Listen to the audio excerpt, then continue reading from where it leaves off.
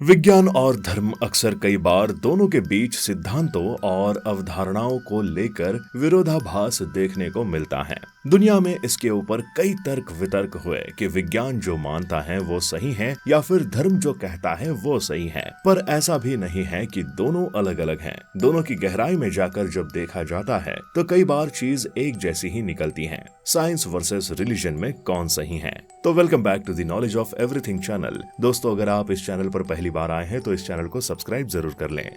दोस्तों, नेपाल का ये गढ़ीमाई फेस्टिवल, जिसमें इस फेस्टिवल में हर बार करीब 2,50,000 जानवरों को बलि देकर मार दिया जाता है, क्या यही धर्म का सैद्धांतिक रूप है? पर ऐसा तो साइंस के एक्सपेरिमेंट में भी किया जाता है। विज्ञान में भी क्लिनिकल ट्रायल और एक्सपेरिमेंट के लिए चूहे, बंदर, बिल्लियां और न जाने कितने सारे जानवरों को एक्सपेरिमेंट के दौरान बुरी तरह से मार दिया जाता है। यहाँ पर दोनों ही एक समान दिखाई देते हैं, चाहे विज्ञान हो या धर्म, दोनों में जानवरों को मारा जाता है। अब आ जाते हैं यूनिवर्स के जन्म के पीछे साइंस की थ्योरी की ओर। साइंस मानती है कि यूनिवर्स का जन्म एक बहुत बड़े विस्फोट बिग बैंग की वजह से हुआ, जबकि हिंदुइज्म की माइथोलॉजी में ब्रह्मांड की उत्पत्ति ब्रह्मा के एक कमल के फूल की रचना करने से की।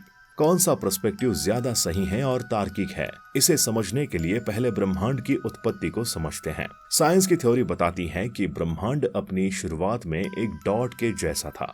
एक सिंगल पॉइंट के बराबर की इस जगह में ज्यादा से ज्यादा मैटर और एनर्जी कंडेंस होकर हाई टेम्परेचर पर स्टोर थी, और जब ये पॉइंट एक बड़े से विस्फोट के साथ बिग बैंग की घटना से फटता है तो इसके अंदर मौजूद मैटर और एनर्जी चारों तरफ फैलना शुरू हो जाती है, और यही से ब्रह्मांड की उत्पत्ति होती है, जिसके बाद से ब्रह्मांड फैलता चला जाता है और तब से लेकर आज तक ये हमेशा से फैल रहा है। हिंदू माइथोलॉजी के अनुसार आज हम ब्रह्मा जी के 51 वर्ष के पहले दिन में जी रहे हैं, और हिंदू माइथोलॉजी में ब्रह्मा जी के जन्म के साथ ही ब्रह्मांड की उत्पत्ति को माना जाता है। जितनी एज ब्रह्मा जी की अब तक हुई है, उतनी ही एज इस ब्रह्मांड को बने हुए भी हो चुका है। यहाँ पर एक इम्पोर्टेंट बात ये है कि ब्रह्मा जी दूसरे भगवानों की तरह अमर नहीं है और उनका जीवन काल तय है। उनका जीवन काल 100 सालों का है। अब आप सोच रहे होंगे कि 100 साल, ऐसे में तो ब्रह्मा जी अब तक मर चुके होंगे, पर जरा ध्यान दीजिएगा,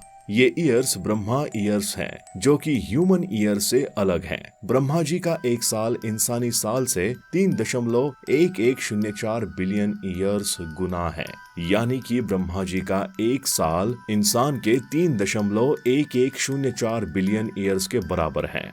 ब्रह्मा जी की एज अगर इंसानी ईयर्स में काउंट करें तो अब तक ब्रह्मा जी की एज 155.52 ट्रिलियन हो चुकी है, और उनकी टोटल एज 311.04 ट्रिलियन साल है। अब अगर इससे विज्ञान द्वारा बताई गई बिग बैंग थ्योरी से कंपेयर करें, जो कि साइंटिस्ट ने काफी डिटेल में एक्सप्लेन किया है, जिसमें विज्ञान ने बताया है कि 13.8 बिलियन ईयर्स पहले ब्रह्मांड बना था, जो एक पॉइंट सिंगुलरिटी के फैलने से जन्म लेता है और लगातार बढ़ता जाता है। साइंस ने भले ही ब्रह्मांड के अंत के बारे में कुछ ना बताया हो, लेकिन उसने इसकी शुरुआत के बारे में अच्छे से एक्सप्लेन किया है, जिसके सबूत आज विज्ञान को मिल चुके हैं, और वो ये साबित करते हैं कि आखिरकार हमारा ब्रह्मांड कैसे बना था। 2016 में नासा के हबल अल्ट्रा डीप फील्ड के कैमरे से ली गई इस HD क्वालिटी की इमेज में दुनिया की सबसे पुरानी गैलेक्सी, यानी कि ब्रह्मांड की सबसे पहली गैलेक्सी को कैप्चर किया जाता है, जिसको साइंटिस्ट ने GN-Z11 का नाम दिया है,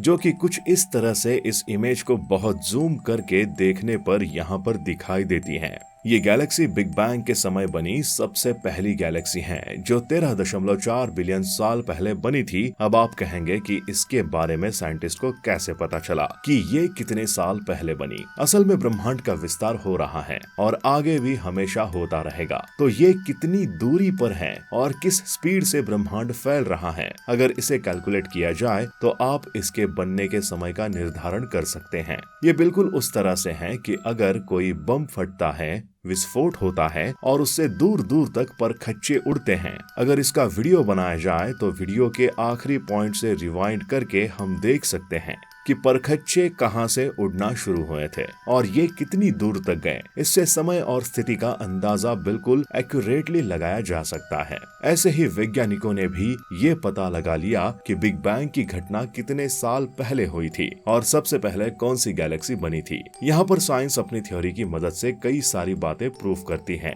इसलिए इस मामले में तो साइंस ही आगे निकलती है। पर अब बात आती है कि साइंस और धर्म ये दोनों कहां से पैदा हुई और कैसे इन दोनों की शुरुआत हुई।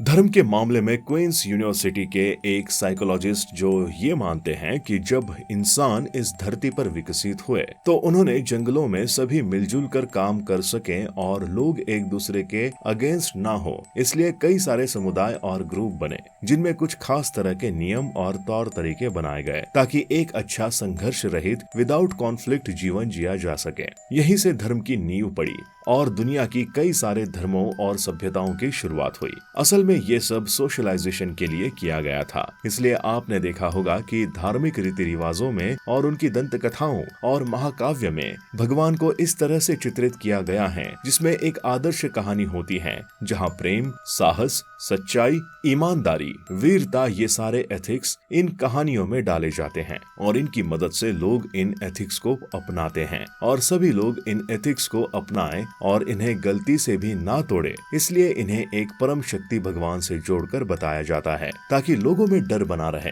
कि अगर वो इसके खिलाफ जाते हैं तो वे भगवान के खिलाफ जाएंगे और ऐसे में उनके साथ कुछ ना कुछ बहुत बुरा होगा। और इंसानी स्वभाव हमेशा से ही अपने बुरे से डरता आया है, इसलिए आज भी धार्मिक मान्यताएं मानी जाती इंसानों के सोशलाइजेशन के लिए ये सबसे जरूरी कड़ी है। पर वही अगर साइंस के साथ इसे कंपेयर करें तो साइंस की शुरुआत लगभग 3000 से 1200 बीसी में मेसोपोटामिया और प्राचीन इजिप्ट से साइंस की शुरुआत हुई थी। तब लोगों को नेचर की परिस्थितियों और उनके कई बार अलग तरह से काम करने के विषय में नेचर के तौर तरीकों को इंसानों को समझाने के लिए साइंस का इस्तेमाल किया जाता था, जैसे कि आसमान ऐसा क्यों है, बारिश क्यों होती है, आसमान में दिखाई देने वाला सूरज क्या है, ये सारी चीजें।